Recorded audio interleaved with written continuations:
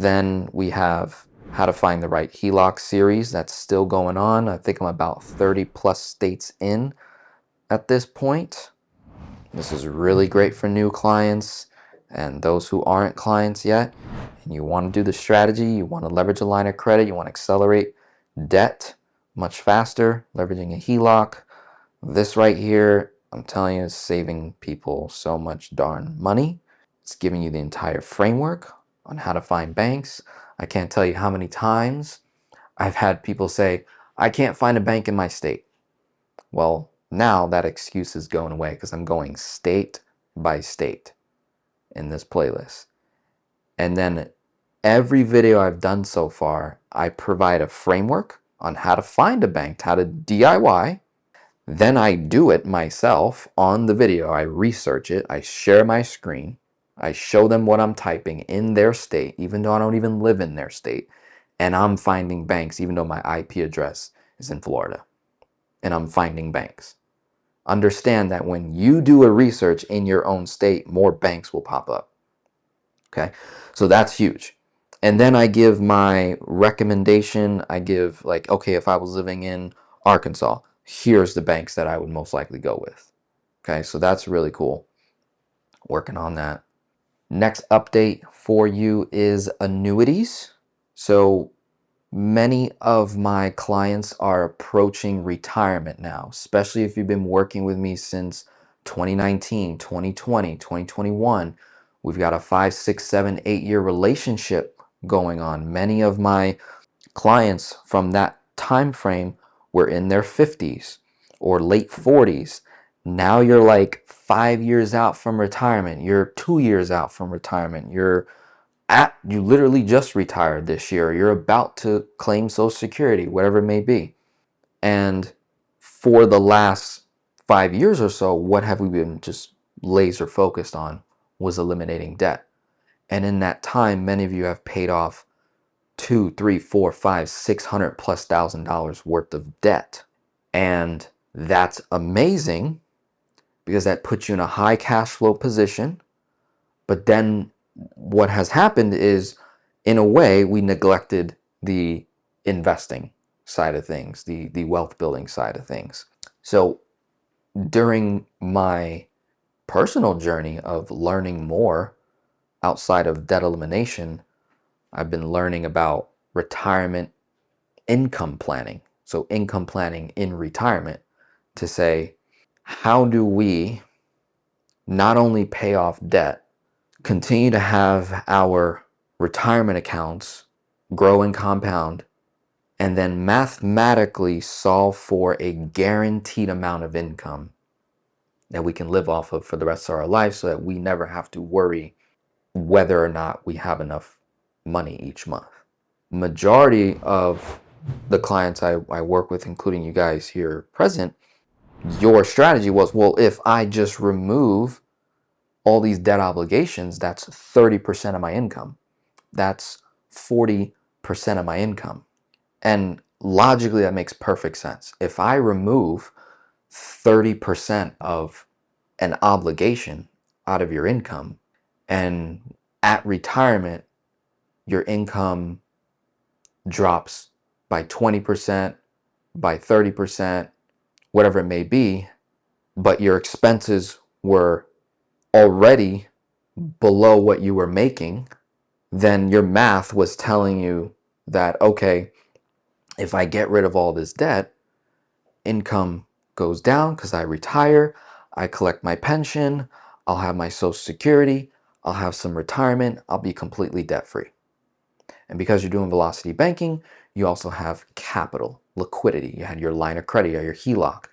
And then maybe somewhere along the way, you started your whole life policy and you're building that. Now, for some, it worked out. For others, what I'm seeing is paying off debt prior to retiring is not enough. Why? Well, no one foresaw COVID. No one foresaw interest rates going crazy. No one foresaw that inflation would go all the way to 15, 20%. We have seen historical increases not only in our consumption items, but also in our assets, property values. Your property taxes have gone up tremendously. Your homeowner's insurance, your car insurance, those things over the last few years, some of those items, some of those ticket items have gone up 40, 50%. And if you were already kind of middle class income or closer to higher middle class income, paying off debt almost it eradicated all that cash flow because your electric bill doubled. Your homeowner's insurance went up 50%. Your property taxes went up 35%. This went up, then you go into gas and food and all the other things. So now you're like, shoot, I'm debt free, I'm 62, but I still don't feel comfortable actually leaving this job just yet. So for those that are in that position, annuities is that gap filler. That's one item. There's definitely others as well. But annuities are a powerful gap filler that comes with a guarantee. There's no other financial instrument other than whole life insurance that comes with the words guarantee in the contract. So when you look at all of your retirement accounts, Roth IRAs, 401ks, brokerage accounts, money markets, CDs, cash on hand, none of those things come with guarantees. Though that doesn't mean they're bad instruments. Yes, I still want to use those things. As it pertains to your retirement, we've got to figure out how do we strategically roll some of that hard-earned compounded money into safe, guaranteed cash flow location. An annuity can be that vehicle. And in other words, an annuity is a pension. That's what a pension is. An annuity provides guaranteed income for life no matter what happens. And then there's other little riders that we can throw in there, like long-term care, impairment rider, all kinds of things that we can do. But basically, we are solving for full replacement of your guaranteed lifestyle expenses with guaranteed income. Then your abundance would be your retirement accounts. I can take income, I'll extract income out of there, and that's abundance living. Then in retirement, when you finally leave that W-2 full-time position, and then let's say you work 20 hours a week at a church and they pay you 30 grand a year or something like that, or 25K a year, that's your play money. So you would have annuities, Social Security, maybe a pension from the government or military if you were a part of that, or a large corporation. Those three things are the only guaranteed income products out there: annuities, pensions, Social Security, or welfare, government welfare programs. So that could be VA income, disability income, if you're part of that. We want that money to supply your guaranteed lifestyle expenses. Wants and needs, if you get more, great. So your wants and needs part would get covered by the wealth you created, that you also take a distribution, turn that into income. And then your active income that keeps you healthy, keeps you social, keeps you active, because we don't want to retire to the couch. We don't want to retire to the TV. We don't want to retire to nothing. That can lead to depression, disease, death. We don't want that. We want to retire to something that brings fulfillment, that brings joy, that brings happiness, that keeps you active, healthy, social. That could be volunteering at the church. That could be working at a nonprofit 20 hours a week, something manageable. That could be mentorship, coaching, starting a business. That you choose your schedule, and whatever you make. And having that can, again, goes into like tax strategy, saving tons of money there. So in the annuity world, due to where rates went, that there were some winners. So during the rise of interest rates, who did it hurt? It hurt people who needed debt, who were borrowing to get mortgages and things like that. But it tremendously helped retirees lock in guaranteed income at these high distribution rates. So annuities, again, for the right person, the right age, and the right amount of money needed, are producing very high guaranteed payout rates. We're talking 8, 9, 10% in some cases. There's also historically high bonuses being paid out. So say, for example, you got 500 grand in your 401k or $1 million in your retirement account, and you roll the bond portfolio, you roll the cash part, you roll the money market, you roll the fixed money, the safe money that's in that 401k, typically 60-40, right? 40% of your money in your retirement accounts is usually bonds, fixed income, cash, things like that, that's only earning maybe 3, 4, 5%.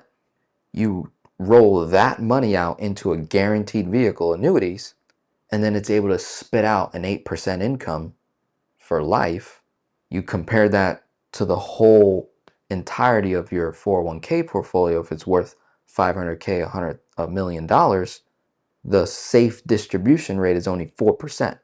So you are taking less income with more money, versus the annuity, you only need a portion of that million to produce roughly the same amount as that million would normally produce on a distribution, and then have it guaranteed for as long as you live. And if we live a very long, healthy life and that annuity burns out, it still keeps paying, even though you ran out of money. So if you rolled over $1 million, you roll over 200 grand, 300 grand, 400k into an annuity, and it paid out a certain distribution, 7, 8%, whatever the number is, and you divide that 400k over, say, 15 years or so, the money, that 400k, would have gotten spent. But then you live an additional 10 plus more years, you're getting way more than your 400k, right? It just keeps producing, and then you don't have to think about it. So for those in that position, I'm already having conversations, obviously, with you, so I already know who you are. But for new folks, new clients, that's on our minds now. That's actually on the forefront of the conversation when I'm working with someone that wants to pay off debt, but they're 55 years old. So we're only 7 years out from retirement, let's say. We're now having the conversation about how much debt to eliminate, what makes most sense, and then how much money do we allocate toward accumulation, compounding wealth, creating more income. Does it make sense to maybe not pay off all our debt before we retire, maybe leave the mortgage, pay everything else off?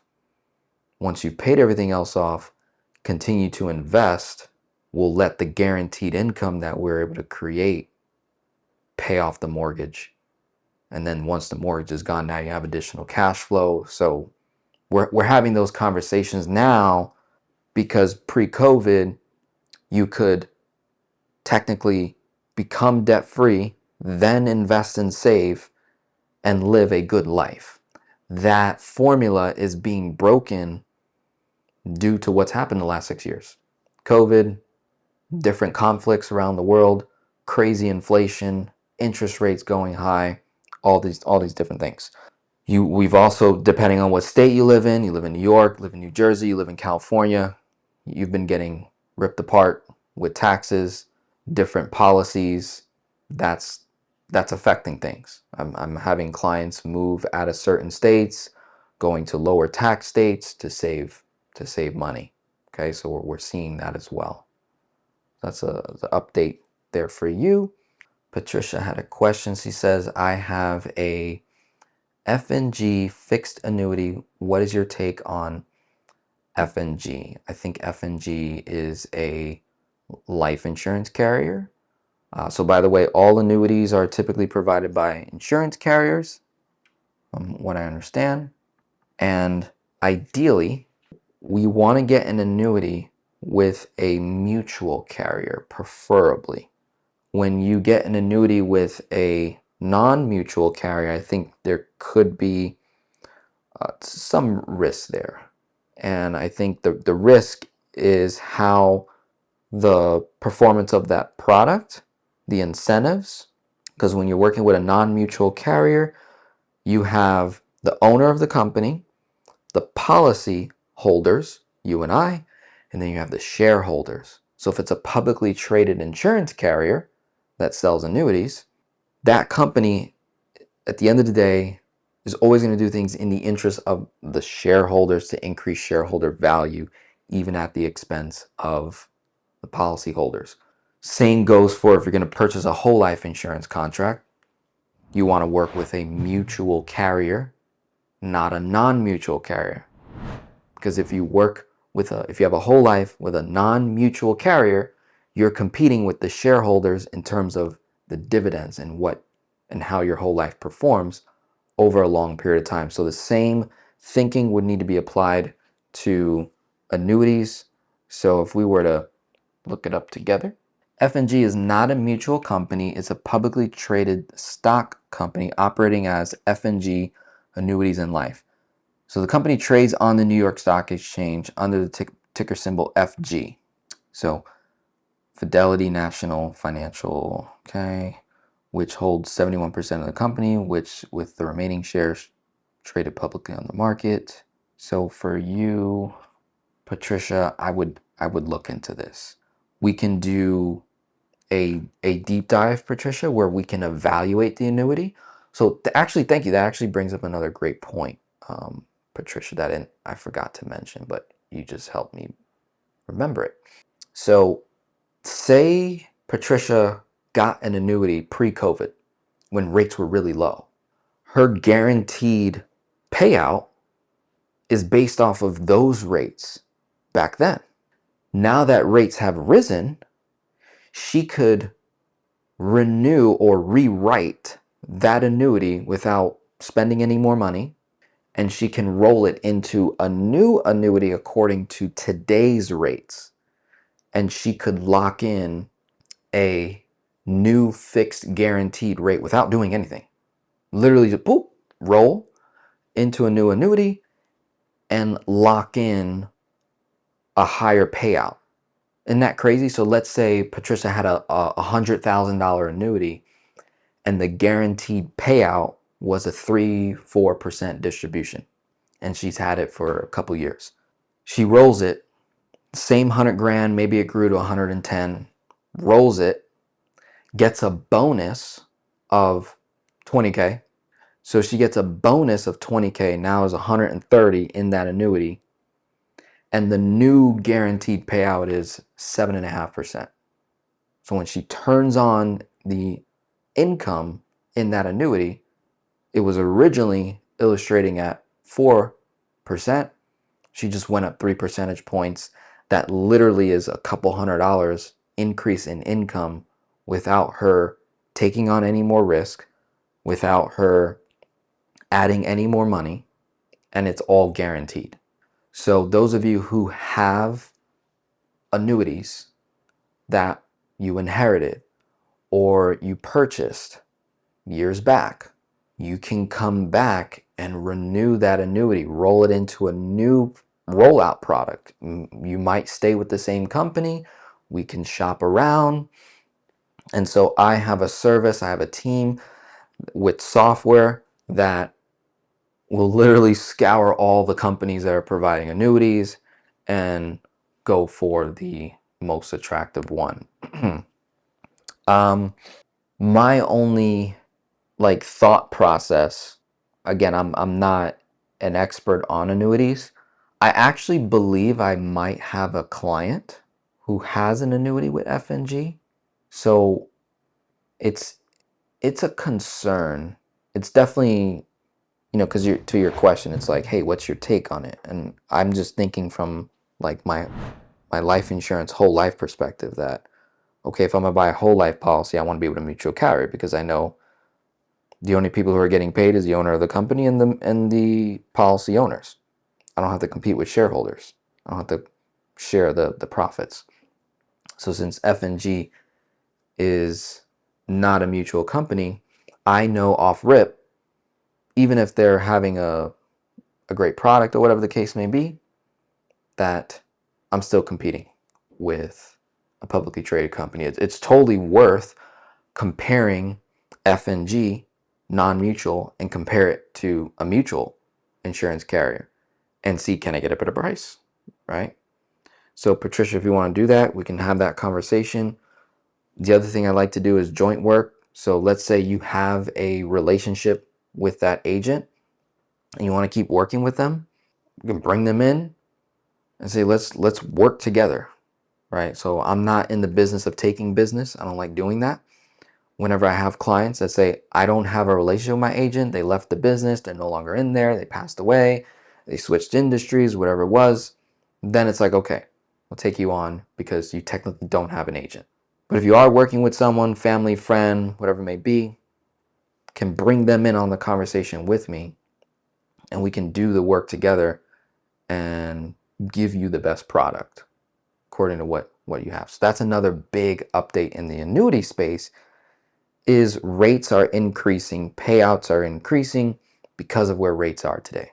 So that's huge. To do a little audit there, we literally can get more income without having to spend more money, take on any more risk. And we find the carriers that make the most sense. Hopefully that helps, Patricia. The last one I have is my new coaching program that got launched right before my sabbatical. It's now on the website for you to view. I'll just share my screen. You take a look. Again, if you're already a lifetime client, you ignore this. You already have access to me, everything, so you don't have to pay any more money. What I did roll out that's different. I'm obviously I'm not doing lifetime anymore, so that's only for certain people. You get lifetime access to all my courses, okay, and group coaching, workshops. You have lifetime access to all that.